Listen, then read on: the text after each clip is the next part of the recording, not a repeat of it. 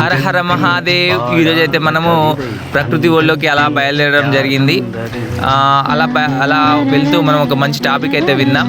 మహాభారతంలోని ఏంటంటే మత్స్య యంత్రంని ఛేదించిన టాపిక్ అనమాట. ఏంటంటే ద్రౌపది స్వయంవరాన్ని ప్రకటించినప్పుడు అక్కడికి అందరు చేరుకుంటారు అనమాట. అక్కడ ఏంటంటే మన కింద వచ్చేసి వాటర్ ఉంటాయి, పైన చేప ఉంటుంది అనమాట. కింద వాటర్లో చూసి ఆ చేపని మనము బాణంతో కొట్టాల్సి ఉంటుంది. అలాగా అర్జునుడు, పాండవులు, దాంతోపాటు ఇంకా మిగతా పెద్ద పెద్ద రాజులు అందరు చేరుకుంటారు. అప్పుడు ఎవరు కూడా దాన్ని ఛేదించలేకపోతారు. అప్పుడు అర్జునుడు అంత వస్తుంది. అర్జునుడు ఏం చేస్తాడంటే అక్కడ కింద వాటర్లో గురి చూసి కరెక్ట్గా బాణాన్ని మన చేపను కొట్టేస్తాడు అనమాట.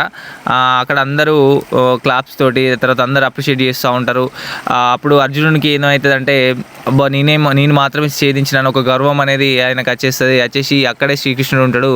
బావా చూసినావా నేను ఎంత స్కిల్ ఉందో, నాకు ఎంత టాలెంట్ ఉందో, కింద వాటర్లో ఉన్న చేపను చూసి పైన కొట్టిన, కింద దాని యొక్క నీడని చూసి కొట్టిన అని అంటాడు అనమాట. అన్నప్పుడు ఓకే కొట్టావు కానీ ఆ వాటర్ను కదలకుండా ఎవరు ఉంచారు అని అడుగుతారు అనమాట.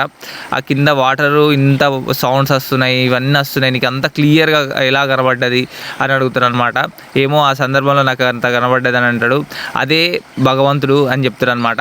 నీకు ఎప్పుడైతే ఆ భగవంతుని యొక్క తోడు ఉంటుందో నీకు గెలుపు అనేది ఖచ్చితంగా నీ సొంతం అవుతుంది.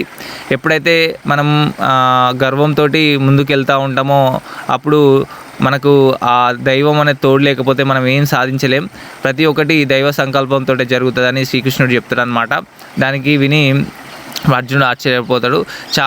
చాలామంది ఏంటంటే వాళ్ళకు ఒకేసారి విజయం రాగానే, ఒకేసారి వాళ్ళు సక్సెస్ఫుల్ అవ్వగానే దేవుడు లేడు, అలాగే ఎలాంటి మనల్ని నడిపించే శక్తి లేదనుకుంటారు.